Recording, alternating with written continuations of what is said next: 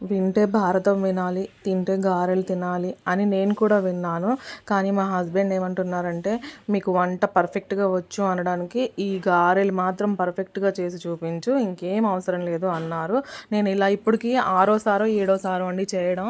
ప్రతిసారి నాకు గారెలు చేసేటప్పుడు ఏదో ఒకటి ఇన్సిడెంట్ రాకపోవడమో, లేకపోతే కింద ప్యాన్కి అంటుకుపోవడమో, లేకపోతే వంకర టింకర గారెలు రావడమో, మాడిపోవడమో, ఒక్కోసారి ఉప్పు ఎక్కువ తక్కువ అవ్వడం ఇట్లా జరిగేది. ఇలా 9 సార్లు అయ్యాక 10వ సారి నేను ఫైనల్‌గా సక్సెస్ అయ్యాను.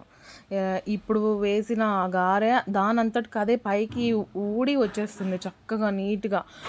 నేనైతే సక్సెస్ అయ్యాను. ఇప్పుడు నేను ఒకేసారి ఒక్క ప్యాన్‌లో 4 గారెలు వేసి చేసి చూపిస్తాను మీకు. బిర్యానీలు, అవి చికెన్‌లు, నాన్ వెజ్‌లు అన్నీ చేస్తాను గానీ, గారెలు చేయటం అయితే మాత్రం నేను చాలా చాలా చాలా కుస్తీ పడి చేశానండి. గారెల్లోకి పెరుగు పచ్చడి, పెరుగు తాలింపు అండి అది. తర్వాత షేర్వా కూడా చేశాను, మటన్ షేర్వా. ఫైనల్‌గా బాగా అయితే వచ్చాయండి నాకు గారెలు. మా హస్బెండే అన్నారు, "వాహ్! వాహ్!" అని చెప్పి. బాగా వచ్చాయి, బాగా కుదిరాయి కూడా. ఇదిగోండి మటన్ షేర్వా. కొంచెం చిక్కగానే చేసుకుంటాం మేము, మరీ పల్చగా ఉంటే తినరు.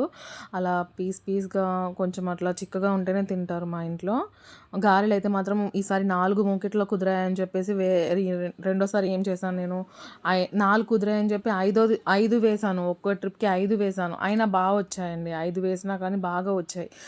దీనికి రీజన్ ఏంటంటే, ప్యాన్ ఉంది కదా! మనం నూనె వేడి చేసుకునే ప్యాను పల్చగా మాత్రం ఉండకూడదండి.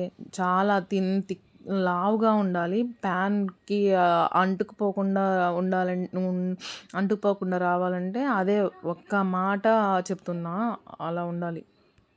కలర్ కూడా సూపర్‌గా వచ్చింది. మరీ మాడిపోలేదు, మరీ పచ్చిగా లేదు. బావుంది. ఉప్పు, కారం అన్నీ సరిపోయాయి. మా ఇంట్లో కొంచెం స్పైసీ ఎక్కువగానే ఉంటుంది.